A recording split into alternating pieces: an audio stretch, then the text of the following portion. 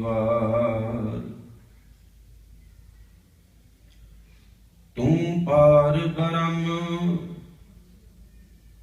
ਪਰਮੇਸ਼ਰ ਜੋਨ ਨ ਆਵਹੀ।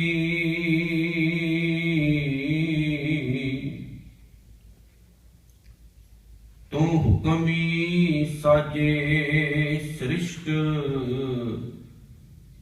ਸਾਜ ਸਮਾਵਹੀ। ਤੇਰਾ ਰੂਪ ਨ ਜਾਈ ਲਖਿਆ, ਤੇਰਾ ਰੂਪ ਨ ਜਾਈ ਲਖਿਆ। ਕਿਉ ਤੁਝੇ ਧਿਆਵਹੀ,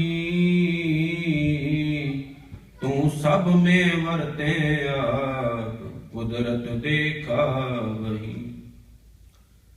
ਤੇਰੀ ਭਗਤ ਭਰੇ ਭੰਡਾਰ ਟੋਟ ਨ ਆਵਹੀ। ਏ ਰਤਨ ਜਵੇ ਹਰ ਲਾਲ ਕੀ ਮਨ ਪਾਵਹੀ।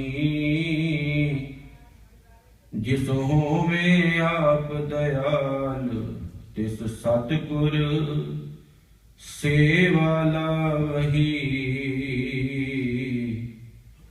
ਤਿਸ ਕਦੇ ਨਾ ਆਵੇ ਟੋਟ ਜੋ ਹਰ ਗੁਣ ਗਾਵਹੀ। ਤਿਸ ਕਦੇ ਨਾ ਆਵੇ ਟੋਟ ਜੋ ਹਰ ਗੁਣ ਗਾਵਹੀ। ਮਾਲਕੇ ਕੁਲ ਕਾਇਨਾਤ, ਰਹਿਮਤਾਂ ਦੇ ਘਰ, ਦਇਆ ਦੇ ਖਜ਼ਾਨੇ, ਗੁਣਾਂ ਦੇ ਸਾਗਰ, ਧੰਨ ਧੰਨ ਸ੍ਰੀ ਗੁਰੂ ਗ੍ਰੰਥ ਸਾਹਿਬ ਮਹਾਰਾਜ ਸੱਚੇ ਪਾਤਸ਼ਾਹ, ਜਿਨ੍ਹਾਂ ਦੀ ਪਰਮ ਪਵਿੱਤਰ ਇਲਾਹੀ ਪਿਆਰੀ ਗੋਦ ਵਿੱਚ ਜੁੜ ਬੈਠ ਕੇ ਆਪ ਜੀ ਸਜੇ ਹੋਏ ਹਫਤਾਲਰੀ ਦੀਵਾਨ ਦੀਆਂ ਹਾਜ਼ਰੀਆਂ ਭਰ ਕੇ ਛੋਟੇ ਬੱਚਿਆਂ ਪਾਸੋਂ ਗੁਰਬਾਣੀ ਦਾ ਕੀਰਤਨ ਸਰਵਣ ਕਰ ਰਹੇ ਸੀ। ਆਓ ਉਸੇ ਤਰ੍ਹਾਂ ਬੜੇ ਪਿਆਰ ਸਤਿਕਾਰ ਨਾਲ ਸੱਜ ਕੇ ਸਤਿਗੁਰਾਂ ਦੇ ਚਰਨਾਂ 'ਚ ਆਪਣੀਆਂ ਸੁਰਤੀਆਂ ਬਿਰਤੀਆਂ ਲਾ ਕੇ ਜਿੰਨਾ ਕੁ ਟਾਈਮ ਮਾਲਕ ਜੀ ਨੇ ਬਖਸ਼ਿਸ਼ ਕੀਤਾ ਹੈ, ਗੁਰੂ ਦੇ ਪਾਵਨ ਚਰਨਾਂ ਦੀ ਵਿਚਾਰ ਨਾਲ ਆਪਣਾ ਚਿੱਤ ਜੋੜੀਏ। ਸਾਰੇ ਪਿਆਰ ਸਤਿਕਾਰ ਨਾਲ ਹਾਜ਼ਰੀ ਭਰੋ। ਆਖੋ ਜੀ, ਵਾਹਿਗੁਰੂ ਜੀ ਕਾ ਖਾਲਸਾ, ਵਾਹਿਗੁਰੂ ਜੀ ਕੀ ਫਤਿਹ।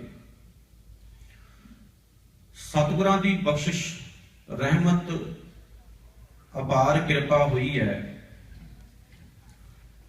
ਜਿਨ੍ਹਾਂ ਨੇ ਆਪ ਦਇਆ ਕਰਕੇ ਸਾਨੂੰ ਜੀਵਾਂ ਨੂੰ ਆਪਣੇ ਪਾਵਨ ਚਰਨਾਂ ਵਿੱਚ ਬੈਠਣ ਦਾ ਸੁਭਾਗ ਸਮਾਂ ਬਖਸ਼ਿਸ਼ ਕੀਤਾ ਹੈ। ਧੰਨ ਧੰਨ ਸਤਿਗੁਰੂ ਸ੍ਰੀ ਗੁਰੂ ਨਾਨਕ ਦੇਵ ਸੱਚੇ ਪਾਤਸ਼ਾਹ ਮਹਾਰਾਜ ਦੇ ਜੀਵਨ ਕਾਲ ਤੋਂ ਆਪਣੀਆਂ ਵਿਚਾਰਾਂ ਆਰੰਭ ਕਰਨੀਆਂ ਨੇ। ਗੁਰੂ ਨਾਨਕ ਦੇਵ ਸੱਚੇ ਪਾਤਸ਼ਾਹ ਮਹਾਰਾਜ ਨੂੰ ਸਿੱਧਾਂ ਨੇ ਇੱਕ ਸਵਾਲ ਕੀਤਾ ਸੀ, ਜਿਹੜਾ ਕਿ ਉਹਨਾਂ ਦੀ ਪਾਵਨ ਬਾਣੀ ਸਿੱਧ ਗੋਸ਼ਟ ਉਹਦੇ ਵਿੱਚ ਲਿਖਿਆ ਹੋਇਆ ਹੈ। ਤੇ ਸਿੱਧ ਗੋਸ਼ਟ ਦੀ ਪਾਵਨ ਬਾਣੀ ਦਾ ਜਿਹੜਾ ਸਵਾਲ ਹੈ ਬੜਾ ਪਿਆਰਾ ਹੈ। ਸਿੱਧ ਕਹਿੰਦੇ ਨੇ, ਹੇ ਗੁਰੂ ਨਾਨਕ ਦੇਵ ਸੱਚੇ ਪਾਤਸ਼ਾਹ ਮਹਾਰਾਜ, ਤੁਸੀਂ ਕਿਸ ਕਾਰਨ ਆਪਣਾ ਘਰ ਛੱਡਿਆ ਤੇ ਕਿਸ ਵਜ੍ਹਾ ਕਰਕੇ ਤੁਸੀਂ ਉਦਾਸੀਆਂ ਕਰਨ ਲੱਗੇ ਹੋਏ ਹੋ? ਅਜੇ ਤੁਹਾਡੀ ਉਮਰ ਵੀ ਬਹੁਤ ਛੋਟੀ ਹੈ ਤੇ ਤੁਸੀਂ ਉਦਾਸੀਆਂ ਤੇ ਨਿਕਲੇ ਹੋ, ਵਜ੍ਹਾ ਕੀ ਹੈ, ਕਾਰਨ ਕੀ ਹੈ? ਤੇ ਗੁਰੂ ਨਾਨਕ ਦੇਵ ਸੱਚੇ ਪਾਤਸ਼ਾਹ ਨੇ ਇੰਨੇ ਸਵਾਲ ਦਾ ਜਵਾਬ ਇਹ ਦਿੱਤਾ ਸੀ, ਗੁਰਮੁਖ ਖੋਜਤ ਭਏ ਉਦਾਸੀ। ਗੁਰਮੁਖ ਦਾ ਮਤਲਬ ਕੀ ਹੁੰਦਾ ਹੈ? ਦੋ ਸ਼ਬਦਾਂ ਦਾ ਸੁਮੇਲ ਹੈ, ਗੁਰੂ ਪਲੱਸ ਮੁਖ।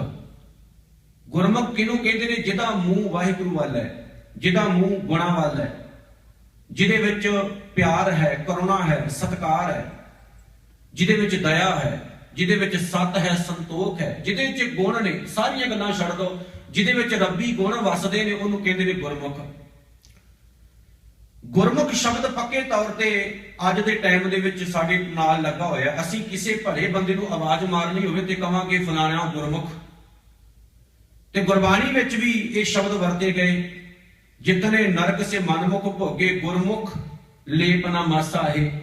ਗੁਰਮੁਖ ਹੈਰਾਨੀ ਦੀ ਗੱਲ ਉਦੋਂ ਹੋਈ ਜਦੋਂ ਭਾਈ ਗੁਰਦਾਸ ਸਾਹਿਬ ਵਰਗੇ ਸਤਿਪੁਰਸ਼ਾਂ ਨੇ ਗੁਰੂ ਨਾਨਕ ਸਾਹਿਬ ਮਹਾਰਾਜ ਨੂੰ ਗੁਰਮੁਖ ਆਖਿਆ ਕਿ ਗੁਰੂ ਨਾਨਕ ਦੇਵ ਸੱਚੇ ਪਾਤਸ਼ਾਹ ਮਹਾਰਾਜ ਗੁਰਮੁਖ ਕਦ ਮੈਂ ਪ੍ਰਗਟ ਹੋਗਾ, ਕਿ ਇਸ ਕਲਯੁਗ ਦੇ ਸਮੇਂ ਵਿੱਚ ਗੁਰਮੁਖ ਪ੍ਰਗਟ ਹੋਇਆ। ਗੁਰਮੁਖ ਕਿਹਨੂੰ ਕਿਹਾ? ਗੁਰੂ ਨਾਨਕ ਦੇਵ ਸੱਚੇ ਪਾਤਸ਼ਾਹ ਨੂੰ। ਇਹਦਾ ਮਤਲਬ ਇੱਥੇ ਨਿਕਲਿਆ ਵੀ ਇੱਕ ਸਿੱਖ ਨੂੰ ਵੀ ਗੁਰਮੁਖ ਕਿਹਾ ਗਿਆ ਹੈ, ਗੁਰੂ ਨੂੰ ਵੀ ਗੁਰਮੁਖ ਕਿਹਾ ਗਿਆ। ਮਤਲਬ ਇਹ ਵੀ ਗੁਰਮੁਖ ਦਾ ਆਖਰੀ ਅਰਥ ਇਹ ਨਹੀਂ ਵੀ ਜਿਹੜਾ ਇਨਸਾਨ ਬਾਣਾ ਧਾਰਮਿਕ ਪਾ ਕੇ ਰੱਖਦਾ ਉਹਨੂੰ ਗੁਰਮੁਖ ਕਹਿੰਦੇ, ਨਹੀਂ। ਗੁਰਮੁਖ ਦਾ ਮਤਲਬ ਇੱਕ ਅਵਸਥਾ, ਗੁਰਮੁਖ ਦਾ ਮਤਲਬ ਹੈ ਜਿਹਦੇ ਵਿੱਚ ਪਰਮਾਤਮਾ ਵਰਗੇ ਗੁਣ ਆ ਕੇ ਵਸ ਗਏ, ਉਹਨੂੰ ਕਹਿੰਦੇ ਨੇ ਗੁਰਮੁਖ, ਜਿਹੜਾ ਰੱਬ ਵਰਗਾ ਹੋ ਗਿਆ।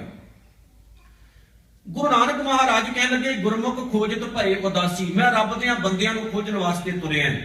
ਇਹਦਾ ਅਰਥ ਆ ਹੀ ਕੱਢਾਂਗੇ ਅਸੀਂ, ਮੈਂ ਰੱਬ ਦੇ ਬੰਦਿਆਂ ਨੂੰ ਖੋਜਣ ਵਾਸਤੇ ਤੁਰਿਆ। ਉਹ ਰੱਬ ਦੇ ਬੰਦੇ ਜਿਹੜੇ ਰੱਬ ਦੀ ਗੱਲ ਕਰਦੇ ਨੇ, ਵਾਹਿਗੁਰੂ ਦੀ ਗੱਲ ਕਰਦੇ ਨੇ, ਪਰ ਸਮਾਜ ਉਹਨਾਂ ਨੂੰ ਪ੍ਰਵਾਨ ਨਹੀਂ ਕਰਦਾ, ਦੁਨੀਆ ਉਹਨਾਂ ਨੂੰ ਪ੍ਰਵਾਨ ਨਹੀਂ ਕਰਦੀ। ਤੇ ਰੱਬ ਦੇ ਬੰਦਿਆਂ ਦੀ ਖੋਜ ਕਰਦੇ ਗੁਰੂ ਨਾਨਕ ਮਹਾਰਾਜ ਕਿੱਥੋਂ ਤੁਰੇ ਨੇ? ਸੱਚੇ ਪਾਤਸ਼ਾਹ ਮਹਾਰਾਜ ਪੰਜਾਬ ਦੀ ਧਰਤੀ ਤੋਂ ਤੁਰੇ ਨੇ ਤੇ ਜਾ ਪਹੁੰਚੇ ਅਹਿਮਦਾਬਾਦ ਦੀ ਧਰਤੀ ਤੇ, ਜਿਹਨੂੰ ਕਿਸੇ ਟਾਈਮ ਸੈਦਪੁਰ ਕਿਹਾ ਜਾਂਦਾ ਸੀ ਤੇ ਬਾਅਦ ਵਿੱਚ ਇਹਦਾ ਨਾਮ ਅਹਿਮਦਾਬਾਦ ਪਿਆ। ਇਤਿਹਾਸਕਾਰ ਕਹਿੰਦੇ ਨੇ ਕਿ 2 ਵਾਰ ਗੁਰੂ ਨਾਨਕ ਮਹਾਰਾਜ ਇੱਥੇ ਆਏ। ਗੁਰੂ ਨਾਨਕ ਸੱਚੇ ਪਾਤਸ਼ਾਹ ਮਹਾਰਾਜ ਦੀ ਇਸ ਸਾਖੀ ਤੋਂ ਆਪਣੀ ਵਿਚਾਰ ਆਰੰਭ ਕਰਾਂ। ਕਹਿੰਦੇ ਨੇ ਗੁਰੂ ਨਾਨਕ ਮਹਾਰਾਜ ਜਦੋਂ ਅਹਿਮਦਾਬਾਦ ਆਏ ਤੇ ਇਹਨਾਂ ਦਾ ਮਿਲਾਪ ਭਾਈ ਲਾਲੋ ਨਾਲ ਹੋਇਆ। ਜਦੋਂ ਗੁਰੂ ਸਾਹਿਬ ਦਾ ਅਸੀਂ ਆ ਸ਼ਬਦ ਪੜ੍ਹਦੇ ਹਾਂ ਨਾ ਤੇ ਆਤਮਾ ਹਿਲ ਜਾਂਦੀ ਹੈ, ਰੂਹ ਹਿਲ ਜਾਂਦੀ ਹੈ ਕਿ ਇੱਕ ਆਮ ਜਿਹਾ ਬੰਦਾ ਸੀ ਜਿਹਨੂੰ ਸਮਾਜ ਵਿੱਚ ਕੋਈ ਸਤਿਕਾਰ ਨਹੀਂ ਸੀ ਦਿੰਦਾ, ਤੇ ਗੁਰੂ ਨਾਨਕ ਸਾਹਿਬ ਨੇ ਆਪਣੀ ਪਾਵਨ ਬਾਣੀ ਵਿੱਚ 7 ਵਾਰ ਉਸ ਮਹਾਨ ਸ਼ਖਸੀਅਤ ਦਾ ਨਾਮ ਲਿਖਿਆ। ਸ਼ਬਦ ਕਿਹੜਾ? ਜੈਸੀ ਮੈਂ ਆਵੇ ਕਸਮ ਕੀ ਬਾਣੀ ਤੈਸੜਾ ਕਰੀ ਗਿਆਨ, ਵੇ ਲਾਲੋ। ਅਸੀਂ ਕਿਸੇ ਬੰਦੇ ਨੂੰ ਆਵਾਜ਼ ਮਾਰਨੀ ਹੋਵੇ ਤੇ ਵੇ ਆਮ ਕਰਕੇ ਪੰਜਾਬੀ ਚ ਕਹਿੰਦੇ ਆ, ਤੇ ਵੇ ਆਮ ਸ਼ਬਦ ਚੱਲਦਾ ਹੁੰਦਾ ਸੀ ਕਿਸੇ ਟਾਈਮ, ਵੇ। ਜੈਸੀ ਮੈਂ ਆਵੇ ਕਸਮ ਕੀ ਬਾਣੀ ਤੈਸੜਾ ਕਰੀ ਗਿਆਨ, ਵੇ ਲਾਲੋ। ਪਾਪ ਕੀ ਜੰਜ ਲੈ ਕਾਬਲੋਂ ਧਾਇਆ, ਜੋਰੀ ਮੰਗੇ ਦਾਨ, ਵੇ ਲਾਲੋ। ਸ਼ਰਮ ਧਰਮ ਦੋਏ ਛੱਪ ਖੜੋਏ, ਕੂੜ ਫਿਰੈ ਪ੍ਰਧਾਨ, ਵੇ ਲਾਲੋ। ਇਹ ਤਾਂ ਗੱਲ ਕਰਦਿਆਂ ਕਰਦਿਆਂ ਗੁਰੂ ਨਾਨਕ ਸਾਹਿਬ ਨੇ 7 ਵਾਰ ਭਾਈ ਲਾਲੋ ਦਾ ਨਾਮ ਲਿਖਿਆ, 7 ਵਾਰ ਭਾਈ ਲਾਲੋ ਨੂੰ ਆਵਾਜ਼ ਮਾਰੀ, 7 ਵਾਰ ਭਾਈ ਲਾਲੋ ਨੂੰ ਯਾਦ ਕੀਤਾ। ਉਹ ਲਾਲੋ ਕੌਣ ਸੀ? ਜਿਹਦਾ ਅੰਦਰ ਰੰਗਿਆ ਹੋਇਆ ਸੀ, ਜਿਹਦੇ ਵਿੱਚ ਪਿਆਰ ਸੀ, ਜਿਹਦੇ ਵਿੱਚ ਸੱਚ ਕਹਿਣ ਦੀ ਹਿੰਮਤ ਸੀ, ਜਿਹੜਾ ਅੰਦਰ ਆਪਣੀ ਬੇਈਮਾਨੀ ਨੂੰ ਜਗ੍ਹਾ ਨਹੀਂ ਸੀ ਦੇ ਕੇ ਬੈਠਾ, ਜਿਹਦੇ ਅੰਦਰ ਇਮਾਨਦਾਰ ਸੀ, ਹੈ ਕਿਲੇ ਘੜਦਾ ਸੀ। ਤੇ ਗੁਰੂ ਨਾਨਕ ਮਹਾਰਾਜ ਪਹੁੰਚੇ ਤੇ ਜਨਮ ਸਾਖੀ ਦਾ ਕਰਤਾ ਲਿਖਦਾ ਹੈ। ਹੁਣ ਜਿਹੜੀਆਂ ਜਨਮ ਸਾਖੀਆਂ ਨੇ ਉਹਨਾਂ ਵਿੱਚ ਬਹੁਤ ਝੂਠ ਵੀ ਲਿਖਿਆ ਹੋਇਆ, ਕਿਉਂਕਿ ਬਹੁਤ ਜ਼ਿਆਦੀਆਂ ਰਲਗੱਡ ਸਾਡੇ ਇਤਿਹਾਸ ਵਿੱਚ ਬਹੁਤ ਜ਼ਿਆਦਾ ਹੋਈ ਹੈ, ਇਹਦੇ ਵਿੱਚ ਕੋਈ ਸ਼ੱਕ ਨਹੀਂ। ਗੁਰੂ ਗ੍ਰੰਥ ਸਾਹਿਬ ਮਹਾਰਾਜ ਤੋਂ ਇਲਾਵਾ ਸਾਡੀਆਂ ਜਿੰਨੀਆਂ ਬਾਕੀ ਧਾਰਮਿਕ ਪੁਸਤਕਾਂ ਨੇ, ਸਾਡੇ ਜਿੰਨੇ ਇਤਿਹਾਸਕ ਦਸਤਾਵੇਜ਼ ਨੇ, ਸ਼ਾਇਦ ਹੀ ਕੋਈ ਬਚਿਆ ਹੋਵੇ, ਨਹੀਂ ਤਾਂ ਬੜੀ ਵੱਡੀ ਰਲਗੱਡ ਕੀਤੀ ਗਈ। ਬਹੁਤ ਵਧੀਆ ਢੰਗ ਦੇ ਨਾਲ ਜਿਹੜੇ ਦੁਸ਼ਮਣ ਸਨ ਸਿੱਖ ਕੌਮ ਦੇ, ਉਹਨਾਂ ਨੇ ਇਤਿਹਾਸ ਨੂੰ ਖਤਮ ਕਰਨ ਦੀ ਕੋਸ਼ਿਸ਼ ਕੀਤੀ। ਖੈਰ ਮੈਂ ਉਧਰ ਨਾ ਜਾਵਾਂ। ਜਨਮ ਸਾਖੀ ਦਾ ਕਰਤਾ ਇੱਥੇ ਲਿਖਦਾ ਹੈ, ਉਹਨੇ ਬੜੀ ਵਧੀਆ ਗੱਲ ਲਿਖੀ। ਉਹ ਕਹਿੰਦੇ ਗੁਰੂ ਨਾਨਕ ਮਹਾਰਾਜ ਗਏ, ਆਵਾਜ਼ ਮਾਰੀ, ਵੇ ਲਾਲੋ। ਅੱਗੋਂ ਆਵਾਜ਼ ਆਈ, ਹਾਂਜੀ ਮਹਾਰਾਜ ਕੀ ਕਰਦਾ ਹੈ? ਤੇ ਅੱਗੋਂ ਆਵਾਜ਼ ਆਈ, ਲਾਲੋ ਕਹਿੰਦਾ ਸੱਚਿਆ ਪਾਤਸ਼ਾਹ ਮਹਾਰਾਜ ਕਿੱਲੇ ਪਿਆ ਕਰਦਾ ਹੈ। ਗੁਰੂ ਨਾਨਕ ਮਹਾਰਾਜ ਨੇ ਅੱਗੋਂ ਆਖਿਆ ਪੂਰੀ ਜ਼ਿੰਦਗੀ ਕਿੱਲੇ ਹੀ ਘੜਦਾ ਰਹੇਗਾ ਜਾਂ ਕੁਝ ਹੋਰ ਵੀ ਘੜੇਗਾ? ਕਿਉਂਕਿ ਗੁਰਮਤ ਨੇ ਮਨ ਘੜਨ ਦੀ ਗੱਲ ਕੀਤੀ, ਸੁਰਤ ਘੜਨ ਦੀ ਵੀ ਗੱਲ ਕੀਤੀ। ਜਪਜੀ ਸਾਹਿਬ ਪੜ੍ਹਦੇ ਆ, ਤਿੱਥੈ ਘੜੀਐ ਸੁਰਤ ਮਤ ਮਨ ਬੁੱਧ। ਘੜੀਐ ਕਿਸੇ ਚੀਜ਼ ਨੂੰ ਘੜਿਆ ਜਾਂਦਾ। ਘੜਿਆ ਕਿਹਨੂੰ ਜਾਂਦਾ ਹੈ? ਮੰਨ ਲਓ ਕੋਈ ਲੱਕੜ ਹੈ, ਉਹਦਾ ਕਿੱਲਾ ਬਣਾਉਣਾ ਹੈ ਤੇ ਉਹਦਾ ਜੋ ਕੁਝ ਆਸੇ ਪਾਸੇ ਉਹਦੇ ਵਾਧੂ ਲੱਕੜ ਲੱਗੀ ਉਹਨੂੰ ਲਾ ਦੇਣਾ, ਉਹਨੂੰ ਕਹਿੰਦੇ ਨੇ ਘੜਨਾ। ਇੱਕ ਸਟੈਚੂ ਤਿਆਰ ਕਰਨ ਵਾਲਾ ਨੇ ਇੱਕ ਸਟੈਚੂ ਤਿਆਰ ਕਰਨਾ, ਇੱਕ ਪੱਥਰ ਚੱਕਦਾ ਹੈ, ਪੱਥਰ ਦਾ ਆਸਾ ਪਾਸਾ ਜੋ ਕੁਝ ਵਾਧੂ ਹੈ ਉਹ ਲਾ ਦਿੰਦਾ ਹੈ, ਵਿੱਚੋਂ ਜੋ ਕੁਝ ਨਿਕਲਦਾ ਹੈ ਸਟੈਚੂ ਇੱਕ ਮੂਰਤੀ ਨਿਕਲਦੀ ਹੈ। ਮੂਰਤੀ ਕੋਈ ਪ੍ਰਗਟ ਨਹੀਂ ਹੁੰਦੀ, ਕੋਈ ਸਪੈਸ਼ਲ ਬਣਾਈ ਨਹੀਂ ਜਾਂਦੀ, ਬਸ ਉਹਦੇ ਵਿੱਚ ਪਹਿਲਾਂ ਹੀ ਪਈ ਹੁੰਦੀ, ਉਹਨੂੰ ਬਾਹਰ ਹੀ ਕੱਢਣਾ ਹੁੰਦਾ ਹੈ। ਜੋ ਕੁਝ ਵਾਧੂ ਸੀ ਉਹ ਲਾ ਦਿੱਤਾ, ਵਿੱਚੋਂ ਕੋਈ ਨਿਕਲਿਆ ਇੱਕ ਮੂਰਤੀ ਇੱਕ ਸਟੈਚੂ। ਬਾਪੂ ਨੇ ਕਿਹਾ, ਕਹਿੰਦੇ ਤਿੱਥੈ ਘੜੀਐ ਸੁਰਤ। ਰੱਬ ਦੇ ਘਰ ਵਿੱਚ ਉਸ ਅਵਸਥਾ ਵਿੱਚ ਜਾ ਕੇ ਕੀ ਘੜਿਆ ਜਾਂਦਾ? ਸੁਰਤ ਘੜੀ ਜਾਂਦੀ ਹੈ। ਕਿੱਦਾਂ ਘੜੀ ਜਾਂਦੀ? ਜੋ ਕੁਝ ਵਾਧੂ ਸੁਰਤ ਉੱਤੇ ਲੱਗਾ ਉਹ ਲਾ ਦਿੱਤਾ ਜਾਂਦਾ ਹੈ। ਮਤ ਸੋਹਣੀ ਬਣਾਈ ਜਾਂਦੀ ਹੈ। ਤਿੱਥੈ ਘੜੀ ਹੈ ਸੁਰਤ ਮਤ ਮਨ ਬੁੱਧ। ਜਦੋਂ ਸੁਰਤੀ ਘੜੀ ਗਈ, ਮੱਤ ਸਰਵ ਸ੍ਰੇਸ਼ਟ ਹੋ ਗਈ, ਮੱਤ ਵਿੱਚੋਂ ਮੈਲ ਨਿਕਲ ਗਈ, ਮੱਤ ਵਿੱਚੋਂ ਗੰਦਗੀ ਬਾਹਰ ਚਲੀ ਗਈ, ਸੁਰਤ ਉੱਚੀ ਹੋ ਗਈ ਤੇ ਮਨ ਬੁੱਧ ਦਾ ਮਤਲਬ ਹੈ ਜਾਗਰਤੀ ਆਉਣੀ ਕਿਸੇ ਚੀਜ਼ ਦੇ ਵਿੱਚ। ਜਿੱਦਾਂ ਅਸੀਂ ਕਹਿੰਦੇ ਆ ਕੌਮਾਂ ਸੁੱਤੀਆਂ ਹੋਣ, ਜਦੋਂ ਉਹਨਾਂ 'ਚ ਜਾਗਰਤੀ ਆ ਜਾਂਦੀ ਤੇ ਕੌਮ ਜਾਗ ਜਾਂਦੀ, ਜਾਗਰਤੀ ਆਉਣੀ, ਹਲੂਣਾ ਆਉਣਾ ਕਿਸੇ ਚੀਜ਼ ਤੇ। ਕਹਿੰਦੇ ਨੇ ਮਨ ਦੇ ਵਿੱਚ ਬੁੱਧ ਆ ਗਈ, ਜਾਗਰਤੀ ਆ ਗਈ, ਮਨ ਵਿੱਚ ਅਕਲ ਆ ਗਈ। ਹੁਣ ਪਹਿਲਾਂ ਮਨ ਬੇਵਕੂਫ ਬਣਿਆ ਹੋਇਆ ਸੀ, ਮੂਰਖ ਬਣਿਆ ਹੋਇਆ ਸੀ, ਹੁਣ ਅਸਲ ਵਿੱਚ ਮਨ ਸੋਹਣਾ ਹੋ ਗਿਆ। ਸਾਹਿਬ ਨੇ ਕਿਹਾ, ਕਹਿੰਦੇ ਕੀ ਘੜਦਾ ਕਿੱਲੇ? ਮਹਾਰਾਜ ਹਾਂ, ਸੱਚੇ ਪਾਤਸ਼ਾਹ ਮਹਾਰਾਜ ਕਹਿੰਦੇ ਪੂਰੀ ਜ਼ਿੰਦਗੀ ਕਿੱਲੇ ਘੜਦਾ ਰਹੇਗਾ ਜਾਂ ਕੁਝ ਹੋਰ ਵੀ ਘੜੇਗਾ। ਇਹ ਗੱਲ ਸੁਣਦਿਆਂ ਸਾਰ ਭਾਈ ਲਾਲੋ ਗੁਰੂ ਨਾਨਕ ਸਾਹਿਬ ਦੇ ਚਰਨੀ ਆ ਪਿਆ। ਗੁਰੂ ਨਾਨਕ ਦੇਵ ਸੱਚੇ ਪਾਤਸ਼ਾਹ ਮਹਾਰਾਜ ਨੂੰ ਭਾਈ ਲਾਲੋ ਨੇ ਕਿਹਾ, ਮੇਰੇ ਗਰੀਬ ਦੇ ਘਰ ਵਿੱਚ ਰਹਿਣਾ ਪਸੰਦ ਕਰੋਗੇ? ਤਾਂ ਗੁਰੂ ਨਾਨਕ ਸਾਹਿਬ ਮਹਾਰਾਜ ਦਾ ਅੱਗੋਂ ਜਿਹੜਾ ਬਚਨ ਸੀ ਉਹ ਇਹ ਸੀ, ਨੀਚਾ ਅੰਦਰ ਨੀਚ ਜਾਤ, ਨੀਚੀ ਹੂੰ ਅਤ ਨੀਚ, ਨਾਨਕ ਤਿਨ ਕੈ ਸੰਗ ਸਾਥ। 2 ਵਾਰੀ ਸ਼ਬਦ ਵਰਤਿਆ। ਵੱਡਿਆਂ ਸਿਓ ਕਿਆ ਰੀਸ, ਮੇਰੀ ਉਹਨਾਂ ਲੋਕਾਂ ਨਾਲ ਕੋਈ ਰੀਸ ਨਹੀਂ ਹੈ ਜਿਹੜੇ ਆਪਣੇ ਆਪ ਨੂੰ ਜਾਤ ਧਰਮ ਦੇ ਤੌਰ ਤੇ ਵੱਡਾ ਖਵਾਉਂਦੇ ਨੇ, ਪੈਸੇ ਦੇ ਤੌਰ ਤੇ ਵੱਡਾ ਖਵਾਉਂਦੇ ਨੇ। ਮੈਂ ਤਾਂ ਉਹਨਾਂ ਲੋਕਾਂ ਦੇ ਨਾਲ ਰਹਿਣਾ ਪਸੰਦ ਕਰਦਾ ਹਾਂ ਜਿਨ੍ਹਾਂ ਲੋਕਾਂ 'ਚ ਨਿਮਰਤਾ ਹੈ, ਪਿਆਰ ਹੈ, ਰੱਬੀ ਗੁਣ ਨੇ, ਸ਼ੁਭ ਗੁਣ ਨੇ, ਜਿਨ੍ਹਾਂ ਦਾ ਕਰੈਕਟਰ ਉੱਚਾ ਸੁੱਚਾ ਸਾਫ਼ ਜੀਵਨ ਹੈ। ਕਿਹਦੇ ਭਾਈ ਲਾਲੋ ਦੇ ਘਰ ਗੁਰੂ ਨਾਨਕ ਸਾਹਿਬ ਠਹਿਰੇ, ਨਾਲ ਭਾਈ ਸਾਹਿਬ ਭਾਈ ਮਰਦਾਨਾ ਨੇ। ਗੁਰੂ ਨਾਨਕ ਦੇਵ ਸੱਚੇ ਪਾਤਸ਼ਾਹ ਮਹਾਰਾਜ ਵਾਸਤੇ ਭੋਜਨ ਤਿਆਰ ਹੋਇਆ। ਗੁਰੂ ਨਾਨਕ ਦੇਵ ਸੱਚੇ ਪਾਤਸ਼ਾਹ ਮਹਾਰਾਜ ਦੇ ਕੋਲ ਭਾਈ ਲਾਲੋ ਆਏ, ਆ ਕੇ ਕਹਿਣ ਕਿ ਗੁਰੂ ਸਾਹਿਬ ਜੀ ਤੁਹਾਡਾ ਅਲੱਗ ਚੌਂਕਾ ਤਿਆਰ ਕੀਤਾ ਹੈ, ਸਥਾਨ ਤਿਆਰ ਕੀਤਾ, ਉੱਥੇ ਬੈਠ ਕੇ ਆਪਣਾ ਭੋਜਨ ਗ੍ਰਹਿਣ ਕਰੋ, ਭਾਵ ਭੋਜਨ ਛਕੋ। ਗੁਰੂ ਨਾਨਕ ਦੇਵ ਮਹਾਰਾਜ ਕਹਿਣ ਕਿ ਕਿਉਂ? ਤੇ ਅੱਗੋਂ ਭਾਈ ਲਾਲੋ ਕਹਿਣ ਕਿ ਸੱਚੇ ਪਾਤਸ਼ਾਹ ਮੈਂ ਨੀਵੀਂ ਜਾਤ ਦਾ, ਇੰਨੀ ਬੜੀ ਤੁਹਾਡੀ ਕਿਰਪਾ, ਤੁਸੀਂ ਮੇਰੇ ਘਰ ਵਿੱਚ ਰਹੇ ਹੋ, ਹੁਣ ਜਿੱਥੇ ਮੈਂ ਖਾਣਾ ਉੱਥੇ ਤੁਸੀਂ ਥੋੜੀ ਖਾਓਗੇ। ਤੁਹਾਡਾ ਚੌਂਕਾ ਚੁੱਲ੍ਹਾ ਅਲੱਗ ਤਿਆਰ ਕੀਤਾ ਹੋਇਆ, ਅਸੀਂ ਤਾਂ ਨੀਵੀਂ ਜਾਤ ਦੇ ਖਵਾਉਂਦੇ ਆ, ਇਸ ਕਰਕੇ ਤੁਸੀਂ ਚੌਂਕਾ ਚੁੱਲ੍ਹਾ ਆਪਣਾ ਅਲੱਗ ਰੱਖੋ, ਕਿਉਂਕਿ ਤੁਸੀਂ ਕਿਤੇ ਸਾਡੇ ਵਰਗੇ ਨਾ ਬਣ ਜਾਇਓ। ਇਹ ਕਿਹਾ ਜਾਂਦਾ ਸੀ ਨੀਵੀਂ ਜਾਤ ਵਾਲੇ ਬੰਦੇ ਦਾ ਪਰਛਾਵਾਂ ਵੀ ਬੰਦੇ ਉੱਤੇ ਪੈਣਾ ਨਹੀਂ ਚਾਹੀਦਾ। ਨੀਵੀਂ ਜਾਤ ਵਾਲਾ ਬੰਦਾ ਨਾਮ ਨਹੀਂ ਜਪ ਸਕਦਾ, ਨੀਵੀਂ ਜਾਤ ਵਾਲਾ ਬੰਦਾ ਧਰਮ ਦੀ ਗੱਲ ਨਹੀਂ ਸੁਣ ਸਕਦਾ। ਇੱਕ ਫਿਲਮ ਹੈ, ਹਿੰਦੀ ਫਿਲਮ ਹੈ ਸ਼ੂਦਰ, ਮੈਂ ਇੱਕ ਦਿਨ ਦੇਖਿਆ, ਉਹਦੇ ਵਿੱਚ ਇਹ ਗੱਲ ਬੜੀ ਸੋਹਣੀ ਦਿਖਾਈ ਗਈ। ਉਹਦੇ 'ਚ ਇਹ ਦੱਸਿਆ ਗਿਆ ਕਿੱਦਾਂ ਹਿੰਦੁਸਤਾਨ ਦੀ ਧਰਤੀ ਭਾਰਤ ਦੇ ਵਿੱਚ ਜਿਹੜੇ ਨੀਵੀਂ ਜਾਤ ਵਾਲੇ ਲੋਕ ਸੀ, ਜਿਨ੍ਹਾਂ ਨੂੰ ਨੀਵੀਂ ਜਾਤ ਹੁੰਦੀ ਕਿਹੜੀ ਹੈ? ਰੱਬ ਨੇ ਕੋਈ ਜਾਤ ਪਾਤ ਕੁਲ ਨਹੀਂ ਬਣਾਈ, ਇਹ ਬੰਦੇ ਨੇ ਆਪਣੇ ਨਾਮ ਨਾਲ ਵਾਕਿਆ ਫਿਕਸ ਕੀਤਾ ਵੀ ਆਹ ਮੇਰੀ ਜਾਤ, ਆਹ ਮੇਰੀ ਪਾਤ, ਆਹ ਮੇਰੀ ਕੁਲ। ਤੇ ਜੇ ਅੱਜ ਦੇ ਟਾਈਮ ਵਿੱਚ ਮੈਂ ਇਹ ਕਹਾਂ ਵੀ ਸਿੰਘ ਸ਼ਬਦ ਨਾਮ ਨਾਲ ਲਾਉਣ ਤੋਂ ਬਹੁਤ ਲੋਕ ਸ਼ਰਮ ਖਾਂਦੇ ਨੇ, ਤੇ ਇਹਦੇ ਵਿੱਚ ਕੋਈ ਅੱਤ ਕਤਣੀ ਨਹੀਂ। ਸਿੰਘ ਜਾਂ ਕੌਰ ਲਾਉਣ ਦੀ ਬਜਾਏ ਆਪਣੇ ਨਾਮ ਦੇ ਸਾਹਮਣੇ ਬਾਹਮਣ ਦਾ ਦਿੱਤਾ ਹੋਇਆ ਜਿਹੜਾ ਸ਼ਬਦ ਹੈ, ਜਿਹੜੀ ਗੋਤ ਹੁੰਦੀ ਹੈ ਨਾ, ਜਿੱਦਾਂ ਹੁਣ ਮੈਂ ਨਾਮ ਲਵਾਂ ਤੇ ਸ਼ਾਇਦ ਤੁਹਾਡੇ ਵਿੱਚ ਕੁਝ ਹੋਣ ਵੀ, ਕਿਤੇ ਗੁੱਸਾ ਨਾ ਕਰ ਜਾਇਓ, ਆਪਣੇ ਨਾਮ ਦੇ ਸਨਮੁਖ ਗੋਤ ਲਾਉਂਦੇ ਨੇ। ਉਹ ਜਿਹੜੀ ਗੋਤ ਹੁੰਦੀ ਹੈ ਉਹਨੂੰ ਜ਼ਿਆਦਾ ਅਹਿਮੀਅਤ ਦਿੱਤੀ ਜਾਂਦੀ। ਬਾਪੂ ਨੇ ਤੇ ਆਖਿਆ ਕਹਿੰਦੇ ਜਾਤ ਕਾ ਗਰਭ ਨਾ ਕਰ ਮੂਰਖ ਗਵਾਰਾ, ਜਿਹੜਾ ਜਾਤ ਪਾਤ ਨੂੰ ਮੰਨਦਾ ਹੈ ਉਹ ਮੂਰਖ ਹੈ, ਉਹ ਗਵਾਰ ਬੰਦਾ। ਗੁਰੂ ਨੇ ਗੱਲ ਕਹੀ। ਹੁਣ ਤੁਸੀਂ ਆਹ ਮੰਨ ਕੇ ਚੱਲੋ ਵੀ ਸਾਡਾ ਗੁਰੂ ਵੱਡਾ ਕਿ ਬ੍ਰਾਹਮਣ ਵੱਡਾ।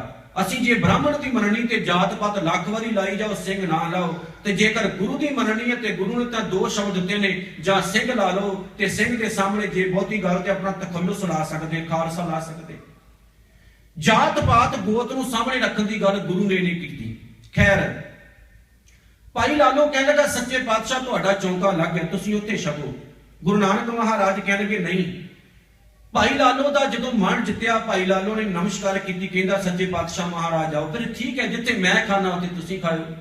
ਤੇ ਦੇਖੋ ਗੁਰੂ ਨਾਨਕ ਸਾਹਿਬ ਮਹਾਰਾਜ ਦਾ ਪਿਆਰ। ਭਾਈ ਮਰਦਾਨਾ ਸਾਹਿਬ ਨੂੰ ਬ੍ਰਾਹਮਣ ਕਹਿੰਦੇ ਸੀ, ਇਹ ਮਰਾਸੀ ਨੂੰ ਨਾਨਕ ਨਾਲ ਲਈ ਫਿਰਦਾ ਹੈ, ਡੂਮ ਨੂੰ ਨਾਨਕ ਨਾਲ ਲਈ ਫਿਰਦਾ। ਤੇ ਭਾਈ ਮਰਦਾਨਾ ਨੇ ਇੱਕ ਦਿਨ ਪਿਆਰ ਵਿੱਚ ਭੇਜ ਕੇ, ਅਜੇ ਉਮਰ ਦੇ ਪੱਖ ਤੋਂ ਭਾਈ ਮਰਦਾਨਾ ਗੁਰੂ ਨਾਨਕ ਸਾਹਿਬ ਤੋਂ ਕਈ ਸਾਲ ਵੱਡੇ ਨੇ, ਤੇ ਪਿਆਰ ਵਿੱਚ ਭੇਜ ਕੇ ਕਈ ਵਾਰ ਉਹਨਾਂ ਨੇ ਕਹਿਣਾ ਬਾਬਾ ਤੇਰਾ ਮੇਰਾ ਰਿਸ਼ਤਾ ਕੀ ਹੈ? ਤੇ ਮਹਾਰਾਜ ਨੇ ਕਿਹਾ ਤੂੰ ਮੇਰਾ ਭਾਈ ਹੈ, ਤੂੰ ਮੇਰਾ ਭਰਾ ਹੈ, ਜਿੱਥੇ ਤੇਰਾ ਵਾਸਾ ਉੱਥੇ ਮੇਰਾ ਵਾਸਾ। ਤੇ ਭਾਈ ਮਰਦਾਨਾ ਕਈ ਵਾਰ ਲਾਡ ਵਿੱਚ ਆ ਕੇ, ਪਿਆਰ ਵਿੱਚ ਆ ਕੇ ਗੱਲ ਕਹਿ ਦਿਆ ਕਰਦਾ ਸੀ, ਬਾਬਾ ਤੇਰੇ ਮੇਰੇ में कोई अंतर नहीं। ਇਹਦਾ ਮਤਲਬ ਹੈ ਤੇਰੇ ਮੇਰੇ ਵਿੱਚ ਕੋਈ ਬਹੁਤਾ ਵੱਡਾ ਅੰਤਰ ਨਹੀਂ ਹੈ, ਫਰਕ ਨਹੀਂ ਹੈ। ਤੇ ਗੁਰੂ ਨਾਨਕ ਸਾਹਿਬ ਮਹਾਰਾਜ ਹੱਸ ਕੇ ਕਹਿੰਦੇ ਸੀ ਕਿਉਂ? ਤੇ ਭਾਈ ਮਰਦਾਨਾ ਕਹਿੰਦਾ ਸੀ ਬਾਬਾ ਤੂੰ ਖੁਦਾਏ ਦਾ ਡੂਮ, ਮੈਂ ਤੇਰਾ ਡੂਮ। ਡੂਮ ਕਹਿੰਦੇ ਨੇ ਗਾਉਣ ਵਾਲੇ ਨੂੰ, ਤੂੰ ਖੁਦਾ ਵਾਸਤੇ ਗਾਉਣਾ ਹੈ, ਮੈਂ ਤੇਰੇ ਵਾਸਤੇ ਗਾਉਣਾ ਹੈ। ਤੂੰ ਵੀ ਗਵਈਆ ਤੇ ਮੈਂ ਵੀ ਗਵਈਆ, ਤੇਰੇ ਵਿੱਚ ਤੇ ਮੇਰੇ ਵਿੱਚ ਕਿਹੜਾ ਅੰਤਰ ਰਹਿ ਗਿਆ? ਤੇਰੀ ਵੀ ਉਹੀ ਬਰਾਦਰੀ ਤੇ ਮੇਰੀ ਵੀ ਉਹੀ ਬਰਾਦਰੀ। ਗੁਰੂ ਨੇ ਬੜਾ ਪਿਆਰ ਕੀਤਾ ਭਾਈ ਮਰਦਾਨੇ ਨੂੰ, ਸੀਨੇ ਨਾਲ ਲਾ ਕੇ ਆਖਿਆ ਸੀ ਤੂੰ ਮੇਰਾ ਭਾਈ ਹੈ। ਇਹਦਾ ਮਤਲਬ ਜਾਤ ਪਾਤ ਤੋਂ ਉੱਚਾ ਉੱਠ ਕੇ ਗੁਰੂ ਨਾਨਕ ਸਾਹਿਬ ਮਹਾਰਾਜ ਸੋਚਦੇ ਸਨ। ਕਹਿੰਦੇ ਭਾਈ ਲਾਲੋ ਨੇ ਮੱਕੀ ਦੀ ਰੋਟੀ ਤਿਆਰ ਕੀਤੀ, ਬਾਜਰੇ ਦੀ ਰੋਟੀ ਬਣਾਈ ਤੇ ਸਾਗ ਤਿਆਰ ਕੀਤਾ, ਜਿੰਨਾ ਕੁ ਕਰ ਸਕਦਾ ਸੀ ਉਹ ਗੁਰੂ ਨਾਨਕ ਮਹਾਰਾਜ ਨੇ ਛਕਿਆ। ਭਾਈ ਲਾਲੋ ਨੇ ਛਕਿਆ ਤੇ ਭਾਈ ਲਾਲੋ ਨੇ ਇੱਕ ਗੱਲ ਪੁੱਛੀ, ਕਹਿੰਦਾ ਸੱਚਿਆ ਬਾਦਸ਼ਾਹ, ਅਸੀਂ ਤਾਂ ਨੀਵੀਂ ਜਾਤ ਵਾਲੇ ਖਵਾਉਂਦੇ ਆ, ਸਾਨੂੰ ਤਾਂ ਲੋਕ ਨੇੜੇ ਆਪਣੇ ਲੱਗਣਾ ਪਸੰਦ ਨਹੀਂ ਕਰਦੇ, ਸਾਨੂੰ ਤਾਂ ਬੜਾ ਮਾੜਾ ਕਹਿੰਦੇ ਨੇ, ਕਿਤੇ ਉਹਨਾਂ ਦੇ ਘਰ ਵਿੱਚ ਪੈਰ ਧਰ ਦਈਏ ਤੇ ਗਾਂ ਦਾ ਪੋਚਾ ਫਿਰ ਕੇ ਘਰ ਦਾ ਬੁਰਾ ਹਾਲ ਕਰ ਦਿੰਦੇ ਨੇ, ਅਸੀਂ ਤਾਂ ਨੀਵੀਂ ਜਾਤ ਵਾਲੇ। ਗੁਰੂ ਨਾਨਕ ਦੇਵ ਸੱਚੇ ਪਾਤਸ਼ਾਹ ਮਹਾਰਾਜ ਕਹਿੰਦੇ ਸਭ ਤੋਂ ਵੱਡਾ ਕਸਾਈ ਦੁਨੀਆ ਵਿੱਚ ਪਤਾ ਕੌਣ ਹੈ? ਹੁਣ ਇਹ ਮੈਂ ਨਹੀਂ ਕਹਿ ਰਿਹਾ, ਇਹ ਲਿਖਿਆ ਹੈ। ਸਭ ਤੋਂ ਵੱਡਾ ਕਸਾਈ ਪਤਾ ਦੁਨੀਆ 'ਚ ਕੌਣ ਹੈ? ਤੇ ਭਾਈ ਲਾਲੋ ਨੇ ਕਿਹਾ ਕੌਣ? ਮਹਾਰਾਜ ਕਹਿੰਦੇ ਬ੍ਰਾਹਮਣ।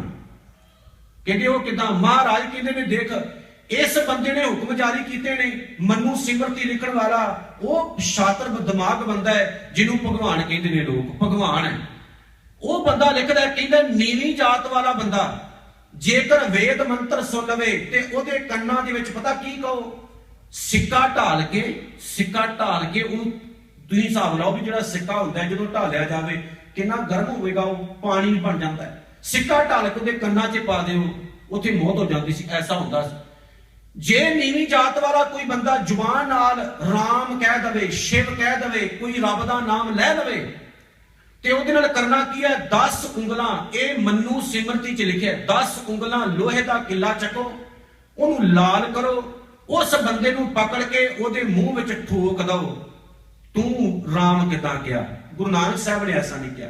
ਉਹ ਸ਼ੂਦਰ ਫਿਲਮ ਦੇ ਵਿੱਚ ਲਿਖਿਆ, ਕਹਿੰਦੇ ਇੱਕ ਬ੍ਰਾਹਮਣ ਰਾਮ ਰਾਮ ਸ਼ਿਵ ਸ਼ਿਵ ਕਰਦਾ ਤੁਰਿਆ ਜਾਵੇ, ਗਰੀਬਾਂ ਦੀ ਬਸਤੀ ਸੀ, ਇੱਕ ਛੋਟਾ ਜਿਹਾ ਬੱਚਾ ਸੀ, ਕਿਤੇ ਜਿੱਦਾਂ ਬੱਚੇ ਹੁੰਦੇ ਨੇ ਛੋਟੇ ਛੋਟੇ, ਹੁਣ ਬੱਚਿਆਂ ਨੂੰ ਕੀ ਪਤਾ, ਬੱਚੇ ਨੇ ਵੇਖ ਕੇ ਦੂਜਿਆਂ ਵੱਲ ਤੇ ਉਦਾਂ ਹੀ ਸ਼ਿਵ ਸ਼ਿਵ ਕਹਿਣਾ ਸ਼ੁਰੂ ਕਰ ਦਿੱਤਾ। ਜਿੱਦਾਂ ਮੈਂ ਪਿਛਲੀ ਵਾਰੀ ਵੀ ਬੇਨਤੀ ਕੀਤੀ ਸੀ ਕਿ ਧਰਮ ਮਾੜਾ ਨਹੀਂ ਕੋਈ, ਠੇਕੇਦਾਰ ਮਾੜੇ ਹੁੰਦੇ ਨੇ, ਠੇਕੇਦਾਰਾਂ ਨੇ ਧਰਮ ਬਦਨਾਮ ਕੀਤੇ ਨੇ। ਨਹੀਂ ਤੇ ਧਰਮ ਦਾ ਮਤਲਬ ਵੀ ਹੁੰਦਾ ਪਿਆਰ ਵੰਡਣਾ, ਸਤਿਕਾਰ ਵੰਡਣਾ, ਹਲੀਮੀ ਵੰਡਣੀ, ਨਫ਼ਰਤ ਵੰਡਣੀ ਨਹੀਂ। ਕਹਿੰਦੇ ਨੇ ਜਦੋਂ ਉਹਦੇ ਕੰਨਾਂ 'ਚ ਆਵਾਜ਼ ਪਈ, ਕਹਿੰਦਾ ਕੌਣ ਹੈ? ਇਹ ਆਵਾਜ਼ ਕਹਾਂ ਸੇ ਆਈ? ਤੇ ਲਾਗੇ ਜਿਹੜੇ ਉਹਦੇ ਚਮਚੇ ਸੀ ਉਹ ਕਹਿੰਦੇ ਕਿ ਉਹ ਸ਼ੂਦਰ ਦਾ ਬੱਚਾ ਹੈ, ਉਹ ਸ਼ਿਵ ਸ਼ਿਵ ਪਿਆ ਕਰਦਾ ਹੈ। ਉਹ ਕਹਿੰਦਾ ਚੱਕ ਕੇ ਲਿਆਓ, ਇਹ ਤਾਂ ਘੋਰਾ ਨਰਕ ਹੋ ਗਿਆ, ਇਹ ਤਾਂ ਭੁਚਾਲ ਆ ਜਾਵੇਗਾ, ਪਰਲੋ ਆ ਜਾਵੇਗੀ, ਸ੍ਰਿਸ਼ਟੀ ਤਬਾਹ ਹੋ ਜਾਵੇਗੀ। ਕਿਉਂ? ਕਿਉਂਕਿ ਇੱਕ ਸ਼ੂਦਰ ਦੇ ਬੱਚੇ ਨੇ ਸ਼ਿਵ ਕਿਉਂ ਕਹਿ ਦਿੱਤਾ, ਓਮ ਨਮः ਸ਼ਿਵਾਏ ਕਿਉਂ ਕਹਿ ਦਿੱਤਾ? ਕਹਿੰਦੇ ਨੇ ਉਸ ਬੱਚੇ ਨੂੰ ਲਿਆਂਦਾ ਗਿਆ, ਛੋਟਾ ਜਿਹਾ ਬੱਚਾ ਸੀ, ਉਸ ਬੱਚੇ ਨੂੰ ਉਹਦੀ ਮਾਂ ਬਾਪ ਦੇ ਸਾਹਮਣੇ ਬੱਚੇ ਦੀ ਜ਼ੁਬਾਨ ਵੱਢ ਦਿੱਤੀ ਗਈ, ਬੱਚਾ ਤੜਪਦਾ ਉੱਥੇ ਮਰ ਗਿਆ। ਇਹ ਧਰਮ ਸਿਖਾਉਂਦਾ, ਇਹ ਧਰਮ ਦੱਸਦਾ ਹੈ। ਭਗਵਤ ਗੀਤਾ ਵਿੱਚ ਲਿਖਿਆ ਹੈ ਕਿ ਇੱਕ ਸ਼ੰਭੂਕ ਨਾਮ ਦਾ ਇੱਕ ਨੀਵੀਂ ਜਾਤ ਵਾਲਾ ਬੰਦਾ ਵਾਹਿਗੁਰੂ ਦਾ ਨਾਮ ਜਪ ਰਿਹਾ ਸੀ, ਬੰਦਗੀ ਕਰ ਰਿਹਾ ਸੀ। ਬ੍ਰਾਹਮਣਾਂ ਦਾ ਮੁੰਡਾ ਮਰ ਗਿਆ। ਬ੍ਰਾਹਮਣ ਇਕੱਠੇ ਹੋ ਕੇ ਰਾਮਚੰਦਰ ਰਾਜੇ ਦੇ ਕੋਲ ਗਏ, ਕਹਿੰਦੇ ਭਗਵਾਨ ਤੁਹਾਡੇ ਰਾਜ ਵਿੱਚ ਘੋਰ ਅਨਰਥ ਹੋ ਰਿਹਾ ਹੈ। ਉਹ ਕਹਿੰਦਾ ਹੋਇਆ ਕੀ? ਉਹ ਕਹਿੰਦੇ ਏਦਾਂ ਹੋਇਆ, ਬ੍ਰਾਹਮਣ ਦਾ ਮੁੰਡਾ ਮਰ ਗਿਆ। ਕਹਿੰਦੇ ਇਹਦੇ ਵਿੱਚ ਫਿਰ ਹੋਇਆ, ਮੈਂ ਕੀ ਕਰ ਸਕਦਾ? ਉਹ ਕਹਿੰਦੇ ਤੁਹਾਡੇ ਰਾਜ ਵਿੱਚ ਇੱਕ ਸ਼ੂਦਰ ਭਗਤੀ ਪਿਆ ਕਰਦਾ ਹੈ। ਕਹਿੰਦੇ ਫਿਰ ਕਹਿੰਦੇ ਸ਼ੂਦਰ ਨੂੰ ਭਗਤੀ ਕਰਨ ਦਾ ਅਧਿਕਾਰ ਕੋਈ ਨਹੀਂ, ਸ਼ੂਦਰ ਵਾਹਿਗੁਰੂ ਦਾ ਰੱਬ ਦਾ ਨਾਮ ਨਹੀਂ ਲੈ ਸਕਦਾ। ਕਹਿੰਦੇ ਰਾਮਚੰਦਰ ਨੇ ਜਾ ਕੇ ਉਹਦੇ ਨਾਲ ਭੇਟ ਕੀਤੀ, ਸ਼ੰਭੂਕ ਨਾਲ, ਉਹਨੇ ਸਤਿਕਾਰ ਕੀਤਾ ਵੀ ਰਾਜਾ ਆਇਆ ਮੇਰੇ ਦੇਸ਼ ਦਾ। ਇਹਨਾਂ ਨੇ ਆਪਣੀ ਤਲਵਾਰ ਕੱਢੀ ਤੇ ਸਿਰ ਜਿਹੜਾ ਸੀ ਉਹ ਧੜ ਨਾਲ ਲਾ ਕੇ ਉਹ ਬ੍ਰਹਮ ਵਗਾ ਕੇ ਮਾਰਿਆ ਤੇ ਦੇਵਤਿਆਂ ਨੇ ਜੈ ਜੈਕਾਰ ਕੀਤੀ, ਜੈ ਹੋਵੇ ਧਰਮ ਦੀ ਜੈ ਹੋਵੇ। ਗੁਰੂ ਨਾਨਕ ਸਾਹਿਬ ਨੇ ਕਿਤੇ ਐਸਾ ਕਿਹਾ ਨਹੀਂ। ਮਹਾਰਾਜ ਕਹਿੰਦੇ ਮੈਂ ਤਾਂ ਪਿਆਰ ਵੰਡਦਾ।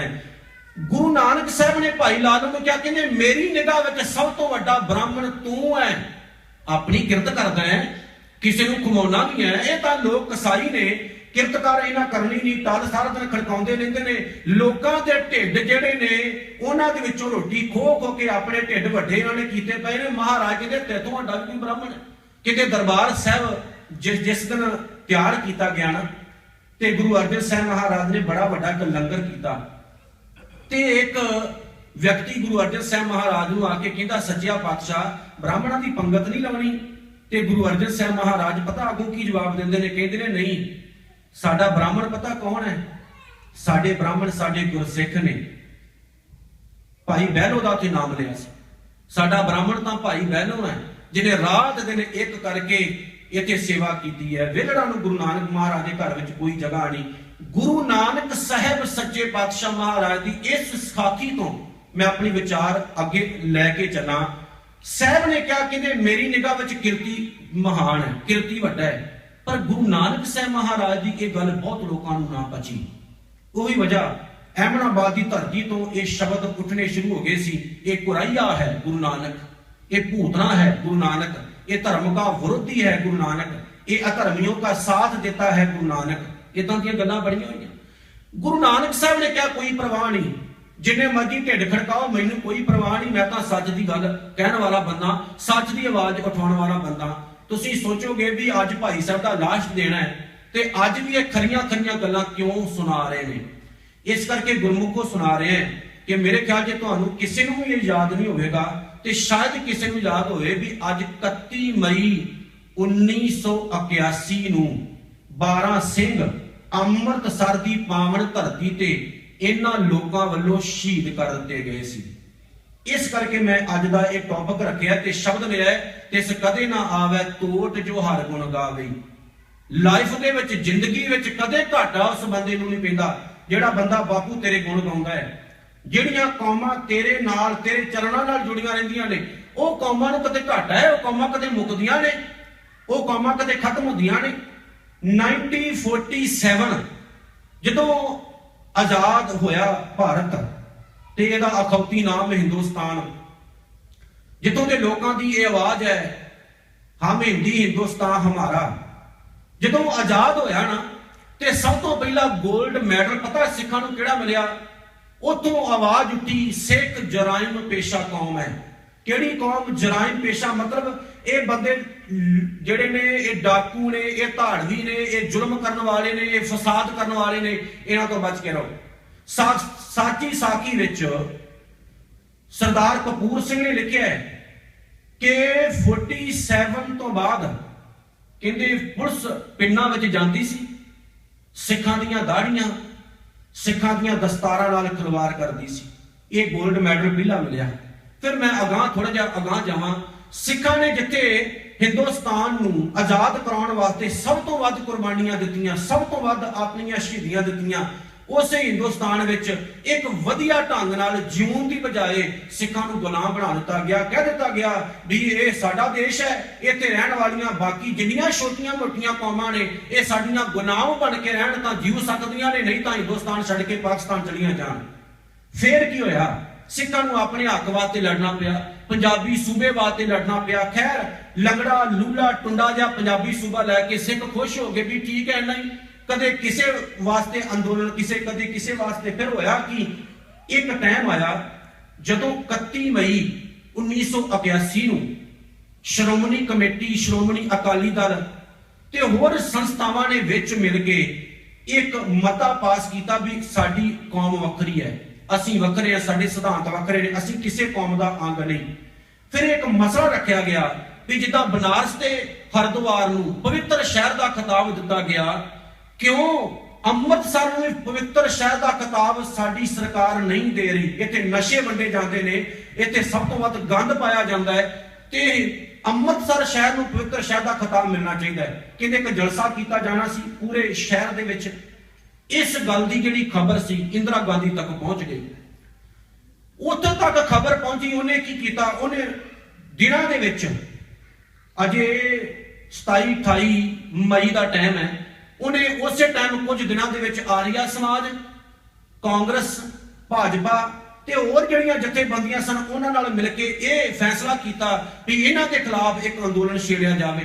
ਅੰਮ੍ਰਿਤਸਰ ਦੀ ਉਹ ਪਾਵਨ ਧਰਤੀ ਤੇ 31 ਮਾਰਚ ਨੂੰ ਸਿੰਘਾਂ ਨੇ ਜਲਸਾ ਕੱਢਣਾ ਤੇ 31 ਮਈ ਨੂੰ ਤੇ 29 ਮਈ ਨੂੰ ਭਾਜਪਾ, ਆਰੀਆ ਤੇ ਕਾਂਗਰਸ ਤੇ ਹੋਰ ਲੋਕਾਂ ਨੇ ਮਿਲ ਕੇ ਇੱਕ ਜਲੂਸ ਕੱਢਿਆ ਅੰਮ੍ਰਿਤਸਰ ਦੀ ਧਰਤੀ ਦੇ ਵਿੱਚ। ਤੇ ਉਹਨਾਂ ਲੋਕਾਂ ਨੇ ਜਿਹੜੀਆਂ ਡਾਂਗਾਂ ਚੱਕੀਆਂ ਸੀ, ਡਾਂਗਾਂ ਦੇ ਉੱਤੇ ਬੀੜੀਆਂ ਬੱਧੀਆਂ ਹੋਈਆਂ, ਤੰਬਾਕੂ ਬੱਧਾ ਹੋਇਆ, ਡੱਬੀਆਂ ਬੱਧੀਆਂ ਹੋਈਆਂ, ਤੇ ਉਤਾਂ ਖੜੀਆਂ ਕਰਕੇ ਨਾਰੇ ਪਤਾ ਕੀ ਲਾ ਰਹੇ ਸੀ? ਸਿਗਰਟ ਬੀੜੀ ਪੀਏਂਗੇ ਹਮ ਸ਼ਾਨ ਸੇ ਜੀਏਂਗੇ। ਫਿਰ ਦੂਜਾ ਨਾਰਾ ਪਤਾ ਕਿਹੜਾ ਲੱਗਾ? ਕੰਗਾ ਕੜਾ ਤੇ ਕਿਰਪਾਨ ਸਭ ਕੋ ਭੇਜੋ ਪਾਕਿਸਤਾਨ। ਤੀਜਾ ਨਾਰਾ ਪਤਾ ਉੱਥੇ ਕਿਹੜਾ ਉੱਠਿਆ? ਸਿਰ ਤੇ ਪਗੜੀ ਰਹਿਣ ਨਹੀਂ ਦੇਣੀ, ਮੂੰਹ ਤੇ ਮੱਖੀ ਬਹਿਣ ਨਹੀਂ ਦੇਣੀ। ਹੁਣ ਸਿੱਖਾਂ ਨੂੰ ਇੱਕਦਮ ਬਰਦਾਸ਼ਤ ਸੀ ਤੇ ਸਰਕਾਰ ਅੱਗੇ ਚਾਹੁੰਦੀ ਸੀ ਬਹਾਨਾਦਾਰ ਬਹਾਨਾ ਬਣਾ ਕੇ ਇਹਨਾਂ ਦਾ ਕਤਲੇਆਮ ਕੀਤਾ ਜਾਵੇ। 31 ਮਈ ਨੂੰ ਜਦੋਂ ਕਹਿੰਦੇ ਮਤਾ ਪਾਸ ਕਰਕੇ ਸਿੱਖ ਇੱਕ ਵੱਖਰੀ ਕੌਮ ਹੈ ਤੇ ਅੰਮ੍ਰਿਤਸਰ ਦੀ ਪਾਵਨ ਧਰਤੀ ਨੂੰ ਪਵਿੱਤਰ ਸ਼ਹਿਰ ਦਾ ਖਿਤਾਬ ਮਿਲਣਾ ਚਾਹੀਦਾ ਹੈ, ਕਹਿੰਦੇ ਇੱਕ ਜਲੂਸ ਕੱਢਿਆ ਸਿੱਖਾਂ ਨੇ ਤੇ ਇਹ ਗਰਮਾ ਗਰਮੀ ਹੋ ਗਈ ਕਿਉਂਕਿ ਉਹਨਾਂ ਨੇ ਵਿਰੋਧ ਕੀਤਾ। ਤੇ ਸੰਤ ਬਾਬਾ ਜਰਨੈਲ ਸਿੰਘ ਭਿੰਡਰਾਂਵਾਲੇ ਸਟੂਡੈਂਟ ਫੈਡਰੇਸ਼ਨ ਜਿਹੜੀ ਸੀ ਉਹ ਤੇ ਕੁਝ ਹੋਰ ਜਥੇਬੰਦੀਆਂ ਨਾਲ ਸਨ। ਗਰਮਾ ਗਰਮੀ ਹੋ ਗਈ ਤੇ ਇੰਨੀ ਵੀ ਗਰਮਾ ਗਰਮੀ ਨਹੀਂ ਸੀ ਹੋਈ ਵੀ ਗੋਲੀ ਚਲਾਈ ਜਾਂਦੀ। ਹਿੰਦੁਸਤਾਨ ਦੀ ਸਰਕਾਰ ਦੇ ਆਰਡਰ ਉੱਤੇ ਗੋਲੀ ਚਲਾਈ ਗਈ ਤੇ ਅੱਜ ਦੇ ਦਿਨ 1981 31 ਮਈ ਨੂੰ 12 ਸਿੰਘ ਸ਼ਹੀਦ ਕਰ ਦਿੱਤੇ ਗਏ। ਇਸ ਕਰਕੇ ਮੈਂ ਅੱਜ ਦੇ ਦਿਨ ਆਪਣੀ ਗੱਲ ਉਤਾਂ ਚੱਕਣ ਦੀ ਕੋਸ਼ਿਸ਼ ਕੀਤੀ ਵੀ ਅਸੀਂ ਭੁੱਲ ਗਏ ਹਾਂ, ਸਾਨੂੰ ਸਾਡਾ ਇਤਿਹਾਸ ਯਾਦ ਨਹੀਂ, ਅਸੀਂ ਪੂਰੀਆਂ ਛੋਲਿਆਂ ਤੱਕ ਸੀਮਤ ਰਹੇ ਹਾਂ, ਬਸ ਇਹ ਤੋਂ ਜ਼ਿਆਦਾ ਅਗਾਂਹ ਨਹੀਂ ਅਸੀਂ ਜ਼ਿਆਦਾ ਛਾਲਾਂ ਮਾਰੀਆਂ। ਆਪਣੇ ਬੱਚਿਆਂ ਨੂੰ ਕੋਈ ਜ਼ਿਆਦਾ ਅਸੀਂ ਸਿੱਖੀ ਦੀ ਨੌਲੇਜ ਦੇਣ ਤੋਂ ਅਸਮਰੱਥ ਹੋਏ ਹਾਂ, ਖੁਦ ਸਮਝਣ ਤੋਂ ਅਸੀਂ ਅਸਮਰੱਥ ਹੋ ਗਏ ਹਾਂ ਵੀ ਸਾਡੇ ਬੱਚੇ ਦੇਖੋ ਸਾਡੀ ਪਨੀਰੀ ਸਾਡੀ ਜਾਇਦਾਦ ਹੈ, ਸਾਡੀ ਦੌਲਤ ਹੈ। ਜੇ ਸਾਡੇ ਬੱਚੇ ਵਿਗੜ ਗਏ, ਸਾਡੇ ਬੱਚਿਆਂ ਨੂੰ ਸਾਡੀ ਕੁਰਬਾਨੀ, ਸਾਡੇ ਬੱਚਿਆਂ ਨੂੰ ਇਤਿਹਾਸ ਨਾ ਪਤਾ ਹੋਇਆ ਤੇ ਕਿਹਨੂੰ ਜਾ ਕੇ ਸੁਣਾਓਗੇ, ਕਿੱਦਾਂ ਪਤਾ ਲੱਗੇਗਾ ਲੋਕਾਂ ਨੂੰ। ਹੁਣ ਮੰਦਰਾਂ 'ਚ ਜਾ ਕੇ ਤਾਂ ਸੁਣਾਉਣਾ ਨਹੀਂ, ਹੁਣ ਮਸੀਤਾਂ ਵਿੱਚ ਜਾ ਕੇ ਤਾਂ ਇਹ ਗੱਲ ਕਹਿਣੀ ਨਹੀਂ। ਖੁਦ ਸਮਝਦਾਰ ਜਿੱਦਣ ਅਸੀਂ ਹੋ ਗਏ ਨਾ, ਇੱਕ ਬੜੀ ਸੋਹਣੀ ਕਿਸੇ ਰਾਈਟਰ ਨੇ ਗੱਲ ਕਹੀ, ਉਹ ਕਹਿੰਦਾ ਦੁਨੀਆ ਜੇ ਮੂਰਖ ਹੈ, ਉਹ ਕਹਿੰਦਾ ਜਿੱਦਣ ਦੁਨੀਆ ਸਮਝਦਾਰ ਹੋ ਗਈ ਨਾ ਉਦੋਂ ਸਾਰੀ ਦੁਨੀਆ ਦਾ ਇੱਕ ਗੁਰੂ ਹੋਵੇਗਾ, ਧੰਨ ਸ਼੍ਰੀ ਗੁਰੂ ਗ੍ਰੰਥ ਸਾਹਿਬ ਮਹਾਰਾਜ। ਅਮਰੀਕਾ ਦਾ ਇੱਕ ਡਾਕਟਰ ਹੈ, ਫਿਲਾਸਫਰ, ਸਿੱਖ ਮਿਸ਼ਨਰੀ ਕਾਲਜ ਦੀ ਕਿਤਾਬ ਹੈ ਸਿੱਖੀ ਨਵੇਂ ਯੁੱਗ ਦਾ ਧਰਮ, ਉਹਦੇ ਫਸਟ ਪੇਜ ਉੱਤੇ ਉਹਦੀ ਗੱਲ ਲਿਖੀ। ਉਹਨੇ ਕਿਹਾ, ਕਹਿੰਦਾ ਸਿੱਖੋ ਤੁਹਾਨੂੰ ਇਹ ਸੋਚਣਾ ਬੰਦ ਕਰ ਦੇਣਾ ਚਾਹੀਦਾ ਹੈ ਕਿ ਸਿੱਖੀ ਇੱਕ ਬਹੁਤ ਵਧੀਆ ਧਰਮ ਹੈ। ਕਹਿੰਦਾ ਨਹੀਂ, ਤੁਸੀਂ ਕਹਿੰਦਾ ਆਹ ਸੋਚਣਾ ਸ਼ੁਰੂ ਕਰ ਦਿਓ ਕਿ ਸਿੱਖੀ ਨਵੇਂ ਯੁੱਗ ਦਾ ਧਰਮ ਹੈ ਤੇ ਸਿੱਖ ਧਰਮ ਤੋਂ ਵਧੀਆ ਧਰਮ ਪੂਰੇ ਵਰਲਡ ਵਿੱਚ, ਪੂਰੀ ਦੁਨੀਆ ਵਿੱਚ ਹੋਰ ਕਿਤੇ ਵੀ ਨਹੀਂ। ਤੇ ਜਿਹੜਾ ਸਿੱਖ ਬਣ ਗਿਆ, ਜਿਹਨੇ ਸਿੱਖੀ ਗੁਰੂ ਨਾਨਕ ਸਾਹਿਬ ਮਹਾਰਾਜ ਦੀ ਧਾਰਨ ਕਰਨ ਲਈ, ਸਮਝ ਲਓ ਉਹਨੂੰ ਸਭ ਕੁਝ ਮਿਲ ਗਿਆ। ਇਸ ਕਰਕੇ ਬਾਪੂ ਨੇ ਕਿਹਾ ਸੀ, ਤਿਸ ਕਦੇ ਨਾ ਆਵੇ ਤੋਟ ਜੋ ਹਰ ਗੁਣ ਗਾਵਹੀ। ਉਹਨੂੰ ਕਦੇ ਤੋਟ ਨਹੀਂ ਆਉਂਦੀ, ਘਾਟਾ ਨਹੀਂ ਪੈਂਦਾ ਜਿਹੜਾ ਬੰਦਾ ਵਾਹਿਗੁਰੂ ਤੇਰੇ ਗੁਣ ਗਾਵੇ। ਤੇ ਕਿਤੇ ਲੋਕਾਂ ਨੂੰ ਆ ਗੱਲ ਬਚੀ ਜਦੋਂ ਬਾਪੂ ਨੇ ਕਿਹਾ, ਕਹਿੰਦੇ ਤੂੰ ਪਾਰ ਬ੍ਰਹਮ ਪਰਮੇਸ਼ਰ ਜੂਨ ਨਾ ਆਵਹੀ। ਕਹਿੰਦੇ ਵਾਹਿਗੁਰੂ ਤੂੰ ਜੂਨੀਆਂ ਵਿੱਚ ਨਹੀਂ ਆਉਂਦਾ, ਤੇ ਜਿਹੜੇ ਜੂਨੀਆਂ ਵਿੱਚ ਆਏ ਜਿਨ੍ਹਾਂ ਨੂੰ ਲੋਕਾਂ ਨੇ ਭਗਵਾਨ ਕਿਹਾ, ਮੈਂ ਉਹਨਾਂ ਨੂੰ ਨਹੀਂ ਭਗਵਾਨ ਮੰਨਦਾ ਜੀ। ਤੂੰ ਕਿਸੇ ਔਰਤ ਦੀ ਕੁੱਖ ਤੋਂ ਜਨਮ ਨਹੀਂ ਲਿਆ, ਤੂੰ ਪਾਰ ਬ੍ਰਹਮ ਹੈ, ਤੇਰਾ ਉੱਲਾ ਪਾਰਲੇ ਬੰਨੇ ਦਾ ਕੋਈ ਪਤਾ ਨਹੀਂ, ਤੂੰ ਕਿਸੇ ਮਨੁੱਖ ਦਾ ਮਾਰਿਆ ਹੋਇਆ ਮਰਦਾ ਨਹੀਂ, ਤੇ ਇਹ ਵਾਹਿਗੁਰੂ ਤੂੰ ਕਿਸੇ ਮਨੁੱਖ ਦਾ ਜਨਮ ਦਿੱਤਾ ਹੋਇਆ ਜੰਮਦਾ ਨਹੀਂ। हे ਪ੍ਰਭੂ ਪਰਮਾਤਮਾ ਤੂੰ ਜੂਨਾ ਵਿੱਚ ਨਹੀਂ ਆਉਂਦਾ। ਜਦੋਂ ਬਾਪੂ ਨੇ ਗੱਲ ਕਹੀ ਤੇ ਜਿਹੜੇ ਅਵਤਾਰਵਾਦ ਵਾਲੇ ਲੋਕ ਸਨ ਉਹਨਾਂ ਨੇ ਕੀਤਾ ਗੁਰੂ ਨਾਨਕ ਸਾਹਿਬ ਮਹਾਰਾਜ ਦਾ ਵਿਰੋਧ, ਵੀ ਤਾਂ ਵਿਰੋਧੀ ਪੈਦਾ ਹੋ ਗਿਆ। ਅਸੀਂ ਤਾਂ ਜਿਹੜੇ ਕੱਲ ਦੇ ਜੰਮੇ ਨੇ ਉਹਨਾਂ ਨੂੰ ਭਗਵਾਨ ਕਹਿਣਾ ਤੇ ਗੁਰੂ ਨਾਨਕ ਤਾਂ ਉਹਨਾਂ ਨੂੰ ਭਗਵਾਨ ਮੰਨਣ ਨੂੰ ਤਿਆਰ ਨਹੀਂ। ਬਾਪੂ ਨੇ ਕਿਹਾ, ਕਹਿੰਦੇ ਤੂੰ ਪਾਰ ਬ੍ਰਹਮ ਪਰਮੇਸ਼ਰ ਜੋਨ ਨਾ ਆਵਹੀ, ਤੂੰ ਹੁਕਮੀ ਸਾਜੇ ਸ੍ਰਿਸ਼ਟ ਸਾਜ ਸਮਾਵਹੀ। ਤੂੰ ਆਪਣੇ ਹੁਕਮ ਨਾਲ ਸ੍ਰਿਸ਼ਟੀ ਸਾਜਦਾ ਹੈ, ਮੈਂ ਨਹੀਂ। ਮਹਾਰਾਜ ਕਹਿੰਦੇ ਮੈਂ ਨਹੀਂ ਮੰਨਦਾ ਵੀ ਕਿ ਬ੍ਰਹਮਾ ਜੀ ਨੇ ਸ੍ਰਿਸ਼ਟੀ ਸਾਜੀ ਤੇ ਵਿਸ਼ਨੂੰ ਜੀ ਰਿਜ਼ਕ ਦੇ ਰਹੇ ਨੇ ਤੇ ਸ਼ਿਵ ਜੀ ਉਹਨਾਂ ਨੂੰ ਮੌਤ ਦੇ ਰਹੇ ਨੇ। ਕਹਿੰਦੇ ਨਹੀਂ, ਤੂੰ ਹੁਕਮੀ ਸਾਜੇ ਸ੍ਰਿਸ਼ਟ, ਤੇਰੇ ਹੁਕਮ ਨਾਲ ਧਰਤੀ ਪੈਦਾ ਹੋਈ, ਦੁਨੀਆ ਪੈਦਾ ਹੋਈ। ਸਾਜ ਸਮਾਵੀ, ਤੂੰ ਆਪ ਉਹਨਾਂ ਨੂੰ ਸਾਜਦਾ ਹੈ, ਆਪ ਵਿੱਚ ਜਾ ਕੇ ਵਸਦਾ ਹੈ। ਤੇ ਤੀਜੀ ਗੱਲ ਪਤਾ ਕੀ ਕਹੀ, ਕਹਿੰਦੇ ਤੇਰਾ ਰੂਪ ਨਾ ਜਾਈ ਰੱਖਿਆ। ਹੁਣ ਕਿੱਦਾਂ ਭੱਜਦੀ ਉਹਨਾਂ ਨੂੰ ਗੱਲ, ਤੇਰਾ ਰੂਪ ਨਾ ਜਾਈ ਰੱਖਿਆ, ਤੈਨੂੰ ਵੇਖਿਆ ਨਹੀਂ ਜਾ ਸਕਦਾ, ਅੰਦਾਜ਼ਾ ਨਹੀਂ ਲਾਇਆ ਜਾ ਸਕਦਾ ਤੇਰਾ ਮੱਥਾ ਕਿੱਦਾਂ ਦਾ ਹੈ, ਤੇਰਾ ਨੱਕ ਕਿੱਦਾਂ ਦਾ ਹੈ, ਤੇਰੀਆਂ ਅੱਖਾਂ ਕਿੱਦਾਂ ਦੀਆਂ ਨੇ, ਤੇਰੇ ਹੋਂਠ ਕਿੱਦਾਂ ਦੇ ਨੇ, ਤੇਰੇ ਦੰਦ ਕਿੱਦਾਂ ਦੇ ਨੇ, ਕਿੱਦਾਂ ਦਾ ਬੋਲਦਾ ਹੈ, ਕਿੱਦਾਂ ਦਾ ਤੁਰਦਾ ਹੈ, ਕਿੱਦਾਂ ਦਾ ਚੱਲਦਾ ਹੈ, ਇਹ ਦੱਸਿਆ ਨਹੀਂ ਜਾ ਸਕਦਾ। ਤੇ ਉਹਨਾਂ ਲੋਕਾਂ ਨੇ ਤਾਂ ਕਹਿਤਾ ਸੀ ਅਵਤਾਰਵਾਦ ਭਗਵਾਨਵਾਦ ਹੈ। ਬਾਪੂ ਨੇ ਆਖਿਆ, ਕਹਿੰਦੇ ਤੇਰਾ ਰੂਪ ਨਾ ਜਾਈ ਲਖਿਆ, ਕਿਉਂ ਤੁਝੇ ਧਿਆਵੀ। ਫਿਰ ਤੈਨੂੰ ਕਿੱਦਾਂ ਧਿਆਈਏ, ਤੂੰ ਤਾਂ ਵੇਖਿਆ ਨਹੀਂ ਜਾ ਸਕਦਾ। ਫਿਰ ਆਪ ਪਾਵਨ ਬਾਣੀ 'ਚ ਇਹ ਫੈਸਲਾ ਦਿੱਤਾ ਸੀ ਮਹਾਰਾਜ ਨੇ, ਕਹਿੰਦੇ ਏਕ ਲਮਾਟੀ ਕੁੰਚਰ ਚੀਟੀ ਭਾਜਣ ਹੈ ਬੋ ਨਾਨਾ ਰੇ, ਅਸਥਾਵਰ ਜੰਗਮ ਕੀਟ ਪਤੰਗਮ ਘਟ ਘਟ ਰਾਮ ਸਮਾਨਾ ਰੇ। ਕਹਿੰਦੇ ਕੀੜੀ ਤੋਂ ਲੈ ਕੇ ਹਾਥੀ ਤੱਕ ਇੱਕ ਮਿੱਟੀ ਦੇ ਰੱਬ ਨੇ ਬਣਾਏ, ਜਿੰਨੀ ਤਾਕਤ ਕੀੜੀ 'ਚ ਓਨੀ ਹਾਥੀ 'ਚ ਪਾ ਦਿੱਤੀ। ਸਾਰਿਆਂ ਵਿੱਚ ਇਹ ਬਾਪੂ ਤੂੰ ਇੱਕ ਸਮਾਨ ਹੋ ਕੇ ਵਸ ਗਿਆ।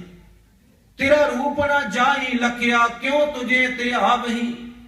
ਤੇ ਅਗਲੀ ਪੰਕਤੀ ਜਿਹੜੀ ਲਿਖੀ ਮਾਲਕ ਨੇ, ਕਹਿੰਦੇ ਇਹ ਵਾਹਿਗੁਰੂ ਅਕਾਲ ਪੁਰਖ ਤੂੰ ਸਾਰੀ ਕੁਦਰਤ ਵਿੱਚ ਵਸਦਾ ਹੈ, ਸਾਰੇ ਸੰਸਾਰ ਵਿੱਚ ਇੱਕ ਸਮਾਨ ਵਸਦਾ ਹੈ, ਤੇ ਸਾਰਿਆਂ ਵਿੱਚ ਵਸਦਾ ਹੋਇਆ ਇਹ ਅਕਾਲ ਪੁਰਖ ਵਾਹਿਗੁਰੂ ਤੂੰ ਸਾਰਿਆਂ ਨੂੰ ਪਿਆਰ ਕਰਦਾ ਹੈ।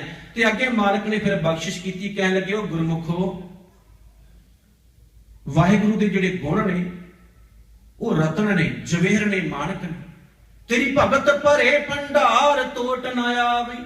ਉਹਦੀ ਭਗਤੀ ਦੇ ਭੰਡਾਰ ਭਰੇ ਪਏ ਨੇ, ਕਦੇ ਉਹਨਾਂ ਨੂੰ ਤੋਟ ਆਏਗੀ? ਜਿਹੜਾ ਬੰਦਾ ਭਗਤੀ ਇਕੱਠੀ ਕਰਦਾ ਹੈ, ਬੰਦਗੀ ਇਕੱਠੀ ਕਰਦਾ ਹੈ, ਜਿਹਦੇ ਕੋਲ ਬੰਦਗੀ ਦੇ ਗੁਣ ਨੇ ਉਹਦੇ ਕੋਲ ਕੋਈ ਤੋਟ ਨਹੀਂ। ਤੇ ਜਿਹਦੇ ਕੋਲ ਵਾਹਿਗੁਰੂ ਤੇਰੇ ਗੁਣ ਮੌਜੂਦ ਹੋਣ, ਦੁਨੀਆ ਦੀ ਕੋਈ ਪਾਵਰ, ਕੋਈ ਸ਼ਕਤੀ, ਕੋਈ ਤਾਕਤ ਉਹਨੂੰ ਖਤਮ ਨਹੀਂ ਕਰ ਸਕਦੀ। ਇੱਕ ਵਾਰੀ ਜਰਾ ਰਲ ਕੇ ਗਾਇਓ। ਮੈਂ ਕਹਿੰਦਾ ਜਿੰਨੇ ਵੀ ਤੁਸੀਂ ਬੈਠੇ ਹੋ, ਜੇਕਰ ਸਾਰੇ ਹੀ ਗਾਉਣਾ ਸ਼ੁਰੂ ਕਰ ਦੇਣ ਹਾਲ ਗੂੰਜੇਗਾ। ਇੱਕ ਵਾਰੀ ਬਾਪੂ ਦੇ ਚਰਨਾਂ 'ਚ ਅਰਦਾਸ ਕਰੋ, ਗਾਓ ਪਿਆਰ ਨਾਲ, ਸਤਿਕਾਰ ਨਾਲ ਕਹੋ। ਤਿਸ ਕਦੇ ਨਾ ਆਵੇ ਤੋੜ ਜੋ ਹਰ ਗੁਣ ਗਾਵਹੀ, ਕਦੇ ਨਾ ਆਵੇ ਤੋੜ ਜੋ ਹਰ ਗੁਣ ਗਾਵਹੀ, ਕਦੇ ਨਾ। ਰਲ ਕੇ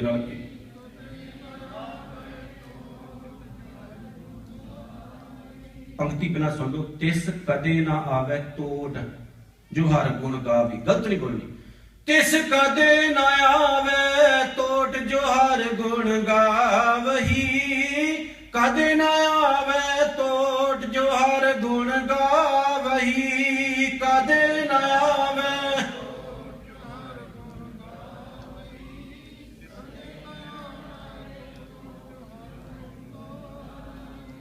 ਉਹਨੂੰ ਕਦੇ ਲਾਈਫ ਦੇ ਵਿੱਚ ਜ਼ਿੰਦਗੀ 'ਚ ਤੋਟ ਘਾਟਾ ਨਹੀਂ ਪੈਂਦਾ ਜਿਹੜਾ ਵਾਹਿਗੁਰੂ ਤੇਰੇ ਨਾਲ ਜੁੜ ਗਿਆ, ਜਿਹੜਾ ਤੇਰੇ ਗੁਣ ਗਾਉਂਦਾ ਹੈ।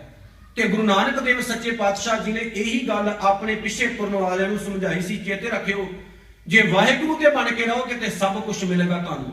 ਜਿੱਦਣ ਨਿਰੰਕਾਰ ਦੇ ਗੁਣ ਤੁਹਾਡੇ ਵਿੱਚੋਂ ਨਿਕਲ ਗਏ, ਤੇ ਬਾਪੂ ਨੇ ਇਹ ਵੀ ਕਹਿ ਦਿੱਤਾ ਸੀ, ਕਹਿੰਦੇ ਜੇ ਤੁਸੀਂ ਮੇਰੇ ਤੋਂ ਦੂਰ ਹੋਗੇ, ਮਤਲਬ ਜੇ ਤੁਹਾਡੇ ਵਿੱਚ ਮੇਰੇ ਗੁਣ ਨਾ ਰਹੇ, ਐ ਖਾਲਸਾ ਜੀ ਇਹ ਚੇਤੇ ਰੱਖਿਓ, ਜਿਹੜਾ ਤੇਜ ਪ੍ਰਤਾਪ ਹੈ ਖਤਮ ਹੋ ਗਿਆ।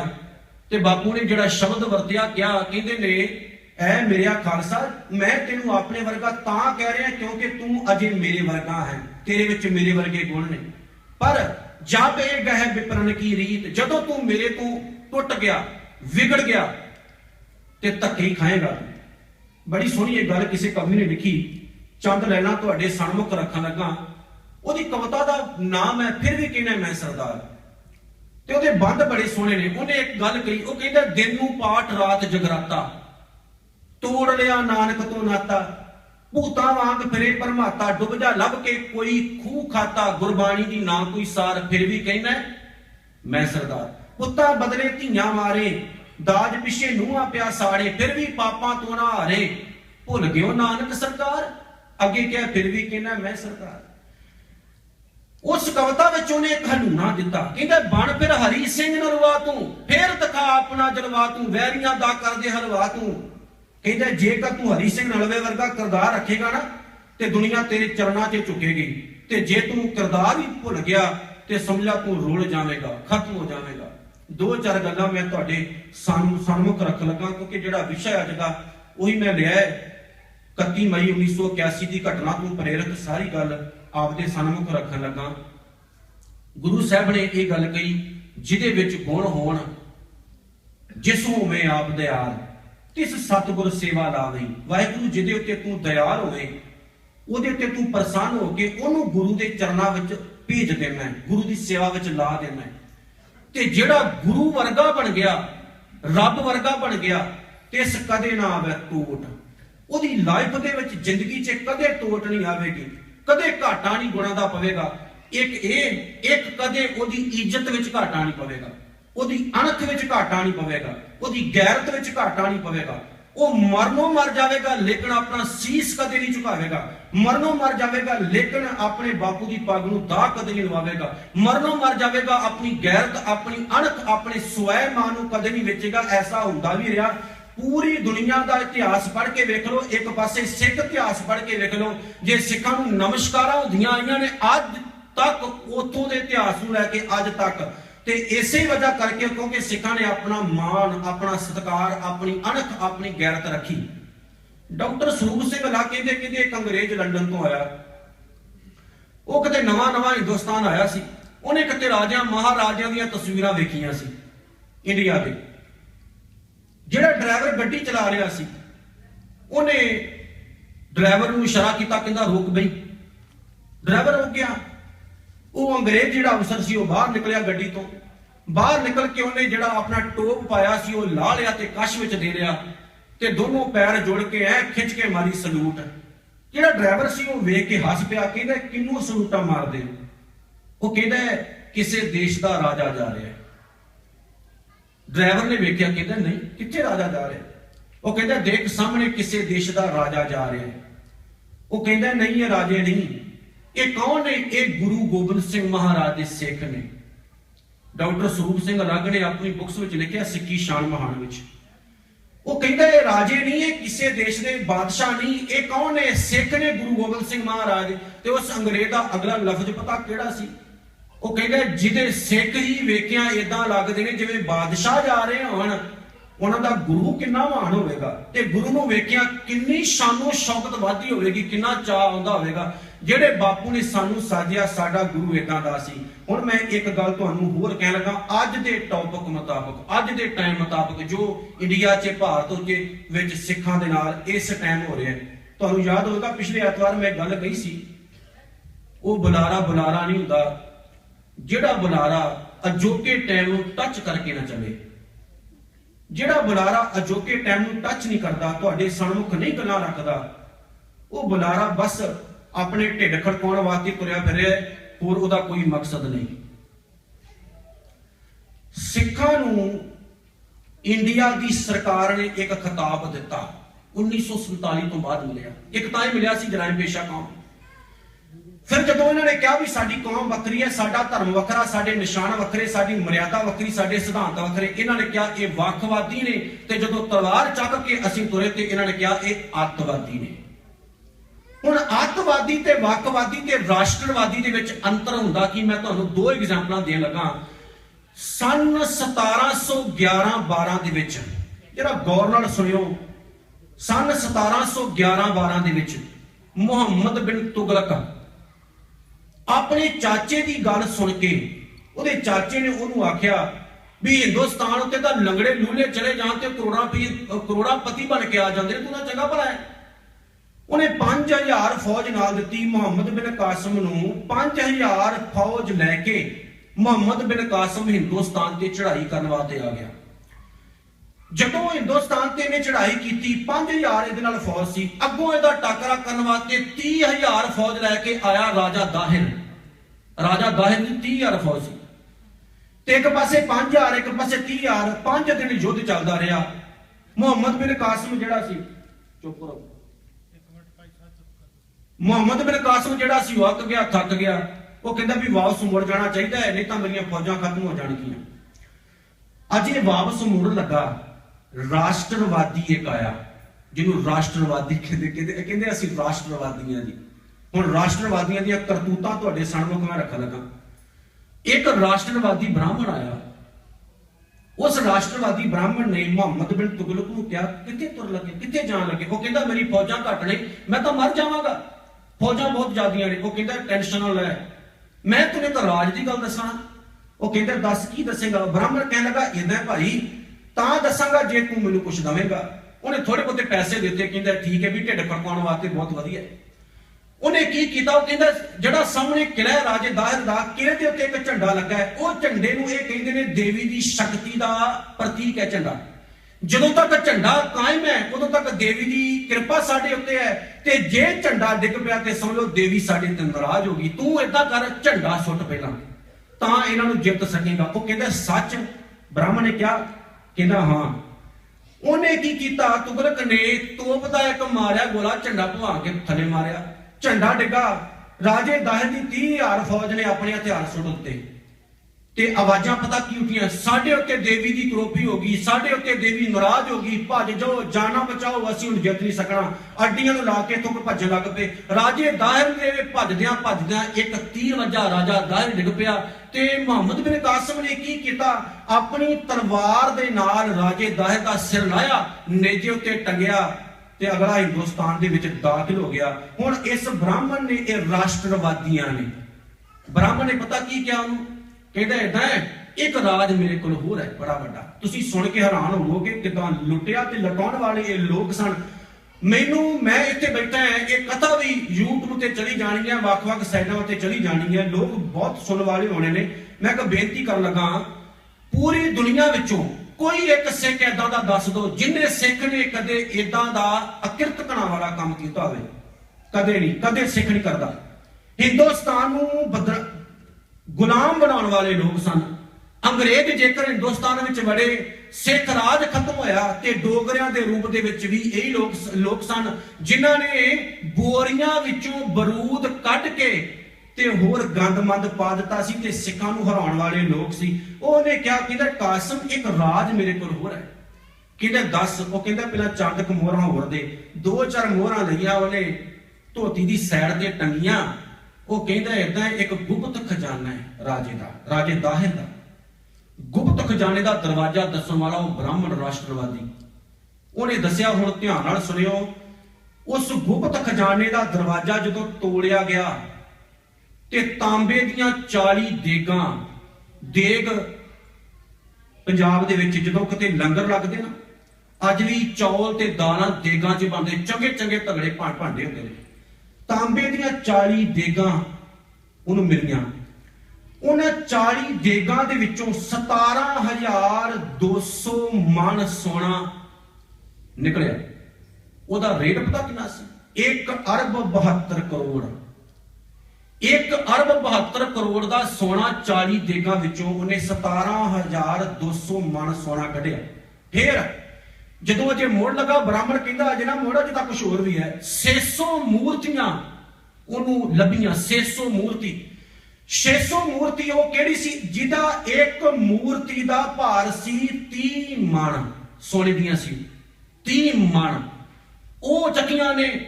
ਫਿਰ ਗੱਡੇ ਭਰੇ ਰਤਨਾਂ ਦੇ, ਜਵਾਹਰਾਂ ਦੇ, ਮਾਣਕ ਦੇ। ਤੇ ਜਾਂਦਾ ਜਾਂਦਾ ਉਸ ਬ੍ਰਾਹਮਣ ਦੇ ਕਹਿਣ ਤੇ ਰਾਜੇ ਦਾਹਿਰ ਦੀਆਂ 2 ਲੜਕੀਆਂ ਨੂੰ ਵੀ ਆਪਣੇ ਨਾਲ ਲੈ ਗਿਆ। ਇਹ ਰਾਸ਼ਟਰਵਾਦੀਆਂ ਦੀ ਪਹਿਲੀ ਕਰਤੂਤ।